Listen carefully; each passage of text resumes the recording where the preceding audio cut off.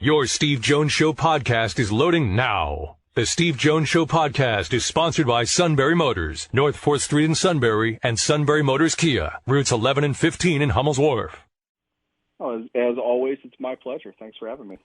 The Steelers are on a roll. They are steamrolling the league now, Neal, taking it by storm. How did this happen? I think mostly they won the coin toss in overtime. There you go. And we're able to sack the quarterback for the first time in however long. I don't think that happened at all in the first half or the second half of regulation. But it's one of those things. A tale of two halves is a pretty common story in a football game, and I'm not surprised. I don't think that the Steelers are. If the game were to have gone point for point, one way to the other, I think we would be less reactionary following it than we were in this game. And obviously, you get the late game heroics from T.J. Watt, a player that I found to not really be a factor at all. In the second half of that game, he came up big when his team needed him to, and that's great. Does that define his entire game that night? I don't think so, but it certainly was memorable. Somebody needed to make a play finally, but somebody needed to make a play on 5 drives in the second half, and nobody did. So for it to have had kind of a controversial, weird ending in regulation, followed by 2 big plays, and the Steelers finally closing it out. It felt to me really just to kind of be a microcosm of what this season is probably going to be for Pittsburgh. They're going to do great things at times. They're going to do not great things at times. They'll make plays at some point when they need to. We'll see them win games. They're going to lose a lot of games like this one, though. And I think a more complete Seahawks team probably it takes them with the way that they had played in the second half. But at the same time, they did a great job in the first half. I think that really was kind of the offense that you could expect to see from Pittsburgh. It's 2 games in a row. I'm very encouraged by that. The fact that their offense was able to string series together, do things consistently well. It didn't start off the best, but it wasn't terrible either. They weren't making a ton of mistakes, which is what we saw earlier in the season. So I think they're taking a step forward.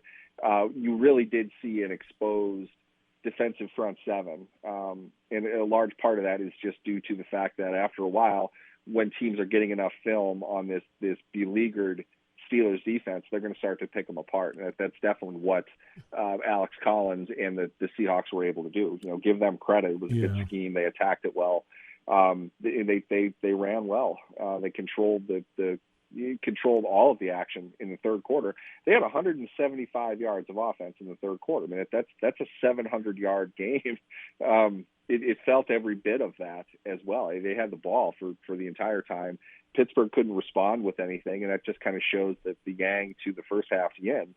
They're able to do good things at times, but I don't think they're complete enough as a team to play at an outstanding level for 4 quarters. They're going to take their lumps, and they're going to have to be able to swing back probably a little bit better than they did against Seattle Sunday night. Yeah, it's interesting because we have now lived in a world of highlights for a long period of time, and highlights are always the greatest plays. You watch the game, and you watch every game. Watt really hasn't played all that great this season. But he made a couple of highlight plays in that game, including the one at the end. And that's my assessment. Is that what you saw? Absolutely. I think that the groin injury that he suffered in the first half of week 2 has limited him quite a bit. No question. I think and that's from not having training camp. Very well could be. The conditioning piece of it. I said this to some people earlier this week as well. The conditioning piece is not just when you're on the field; it's your recovery. Is it perhaps taking him a little bit longer? I don't know, but I thought perhaps Devin Bush would be in shape as well. He looks like a shell of the player that we've seen. I'm not even sure how great of a player that was back then. He has a groin injury along with the rehab still ongoing from the ACL surgery. So he's not quite the same player right now either, but these are players I think that are going to play back to a pretty decent level, and you can count on them probably, within a couple weeks still. it's something Watt, considering the money that he's making, is going to need to overcome, and it certainly looks like he did on the two plays, back-to-back series and overtime. It was great to see him do that, but he disappeared for a good chunk of that game. He wasn't there, and I dared mention that after the game, and people screamed that he tipped a pass at the line of scrimmage. Like, all right, that's great. I'm not downplaying that, but it's not the performance that you would categorize as one of the best that he's had. And he's a big stage player. You remember the Buffalo game, no question, 2 years ago. They had no business beating that Buffalo team, and they didn't, but they competed with them largely because of the strength that TJ Watt showed in that game. I thought that might have been the final touches on a defensive player of the year for him. He was at that level. He didn't win it, but he was certainly competitive for it. He's not playing at that level overall. He's not making a play per series, which is really kind of what you expect from a dominant, highly paid edge rusher. And a large part of that is going to be because of his injury. Once he can come off of that, they can get a little bit more help. But to me, more than anything, the real story is what it's showing is just how completely dominant Cam Hayward has been. Through 6 games. He has been. And that's why. See, I look at a game like a defense is on the field anywhere from 50 to 70 plays, and we see the highlights of 2 or 3 great ones. You watch Hayward, it seems like of the 50 to 70 plays, he's turning in 35 to 40 really good ones all the time, even though he may not be making the tackle. Yeah, if you're worried about anybody staying healthy right now, it's Hayward. Yes. He's doing the job of 2 people. He's not supported much on that defensive line. With all due respect, I think to his credit, I won't call out Chris Wormley. I think Wormley has played very well for what they were hoping. They're getting more from him than they would have hoped. Isaiah Buggs is not a great player. Carlos Davis hasn't played in however long. Henry Mondu is there when bad things are about to happen.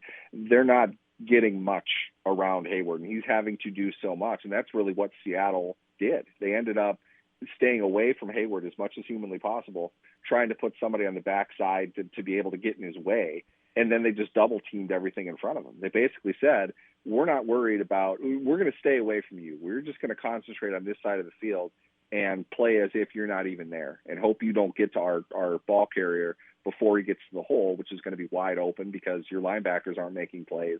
Your secondary is missing tackles left and right, and that's part of the reason why they ran for a huge amount of success in 3 drives that all started within the third quarter. 2 of them were scoring drives. Cam Hayward they had to scheme around the individual, and frankly, that might not be the guy that teams would typically try to scheme around. Watt would be your concern. A guy like Minka might be more of your concern. They focused intently on Hayward and did not want him to be a factor against the run. And they got run all over when they were able to just simply get away from him, not go anywhere near him. To make your team that one-dimensional and to have that be an active choice that the Seahawks made, right, it goes to show, one, how valuable Hayward is, how good he's playing, yes, and most importantly for the Steelers, there isn't anyone else against the run making plays. They're telling them exactly where they're running the ball, and there was nobody there. Guys couldn't get off blocks. Collins got maybe tapped around the line of scrimmage and still ran for 5-6 more yards. It was a pretty bad run defensive performance, and you hate to see that happen when Cam Hayward was on the field. But right. My thought was really like, oh man, heaven help them if Cam Hayward's not on the field. Right, they've got big trouble. They're in significant trouble. You think it's bad if Watt is injured. See what happens if Hayward gets injured. I know they're trying to promote stars as often as possible. That's why we have to see, anywhere from 15 to 18 Aaron Donald replays when the Rams play. Same thing with Watt. Look, let's face it. You're sitting at home. We're not stupid. Well, I felt like they were trying to do the same thing with Najee Harris the other night. I think Harris is a really good rookie he's only playing instead of with 5 cards in his hand. He's only playing with 3 because the offensive line is a problem. What have you thought of Harris to this point? Because I think he's talented. There's no getting around it. But I went back specifically to look at some of the stuff that I wrote about Le'Veon Bell, his rookie year. Yeah. And before getting into that, I will say this. I was, in my world anyway, kind of famous for not really liking the Bell pick when they made it. Mm-hmm. And I will point out, his rookie year, he played at about 243 pounds. Right. To the point, the scouting report on Le'Veon Bell was he was a Jerome Bettis type running back. That's laughable to me. Le'Veon Bell did not play at all like Jerome Bettis. You couldn't have a worse comparison for him. He was a really big zone running back. He was not a power guy at all. And Bell played exactly like that his rookie year. Yet he always racked up, positive praise from his coaches. And he made some plays. You were excited about the direction he was going. I remember in particular the whole nonsense rule that the ball dies wherever the player's helmet comes off after two Ravens players literally destroyed his helmet hitting him there. I think it was the Thanksgiving game or a primetime game not long after that, right. Knocked him out, and the ball was dead right there, despite the fact Bell landed in the end zone after it. A great player in the making. When Bell shed 20 pounds, that's when he became Le'Veon Bell. That's right. So he needed a season and an off season and two camps to turn into the player that he was when he destroyed the Browns in week 1 of 2014. Mm-hmm. He was a completely different player. Mm-hmm. You were really excited about him then. I feel so much of the same type of thing with Najee, and I'm not going to say that he needs to lose weight or anything like that. He carries his weight a lot better. Yes, than he Bell does. He is just an amazing athlete, and he's getting better. You can see him get better, but he misses a lot. I think his film reviews are pretty long. Not that he shouldn't. He's a rookie. It's just he's being touted as a player with this high-end production, and he's only had statistically one outstanding game. And he was bad against Seattle. He didn't do anything. To your point, I agree with completely. The amount of ramming the square peg into the round hole that they tried to do with him in that game was amazing. I was like, this isn't working. You're not able to do much with him. And they ran a bunch of different stuff. To me, it's you're really trying to drive a Ferrari in a 25-mile-an-hour zone. It's not working as well as you want it to, and you keep kind of gliding around the block, wanting to open it up, and you can't because you don't have the surrounding environment to do that. Their offensive line is not they're not standing up well to this point. I will say this. Zach Banner, it sounds like he's going to return at right tackle on the following week, I should say. The game against Cleveland. They're on bye next week, of course. It sounds like that's part of the plan, and I would imagine that will move Chuks Okorafor over to left tackle and get poor Dan Moore back on the bench. He's clearly not ready for the action that he's gotten, and hats off to him for the effort. But I think with that, you will see an improvement with what they're able to do schematically. But right now, a lot of people are looking much more down the line than where Harris is today. Right now, he's a running back who misses a lot of holes. He's a running back that if he can get outside and get one-on-one, he might be able to make a play. But he's not a breakaway back. Right. He's not a pure power guy in the middle either. He's a lot of things. He's not a dominant player in any one of them. So to me, he's more of a production guy right now. I don't think that he is especially outstanding. He is talented. You're right. He's talented. He's lacking in vision, and he clearly does not have the athleticism to outrun NFL players. And we're seeing that more and more. He's not going to be a game-breaking guy. You're excited if he gets 10 yards. You have to set him up in the passing game. He's not going to be able to create that on his own the way that the top guys will. But we'll see. He needs reps for sure. He needs to run more.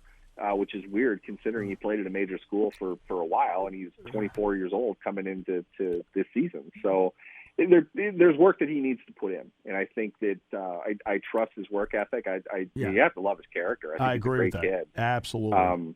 You hope that he develops that, but what we're seeing right now is pretty rough. It's not nearly as good as people are making it out to be. Here's the issue. He played at Alabama, okay, big plus, which means that. And he led the SEC in broken tackles.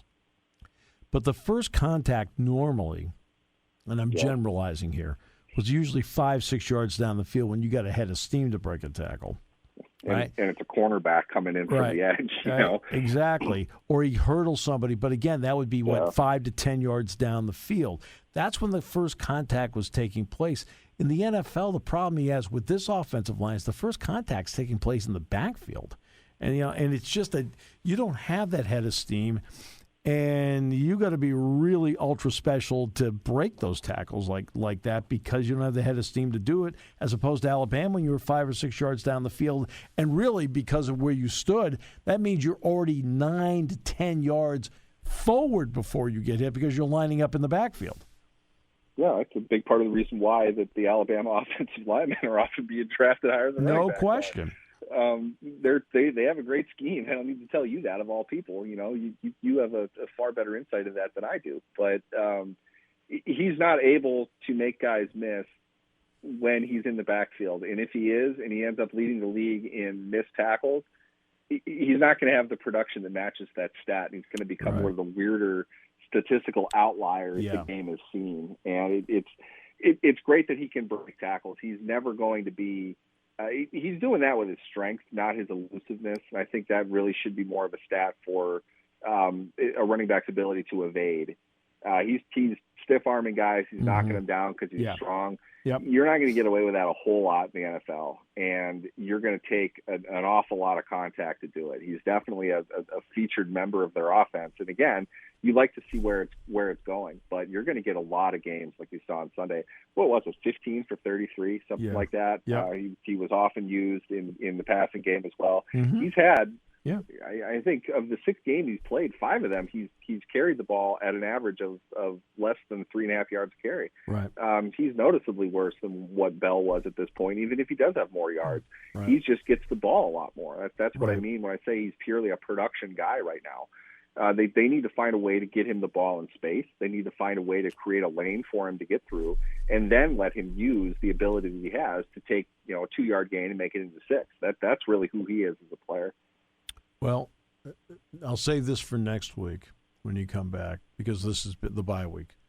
I want to get your thought next week on overall how you feel Matt Canada is handling the offense based on the personnel that he has available to him. So I want to give you a chance to think about that.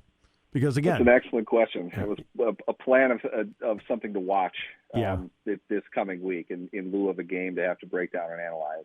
There's a lot there. It's very interesting to this point. Right, because, again, the key is what are you running offensively based on the talent that you have. With what you have. Right, and see, that's never – nobody ever brings up both parts. It's always like, what do you think of his scheme? Like, for goodness sakes. Okay. They're talking about the success of plays, not the scheme. Those are not mutually exclusive things. Exactly. There's a lot that goes into it. Right. But it's an interesting question. Yeah. He's had he had a Herculean task this entire offseason. I know that. Well, we'll talk about that next week. Hey, enjoy your bye weekend. I hope you get a chance to do something fun because you work so hard. We appreciate you very much. I appreciate coming back. Thanks for having me.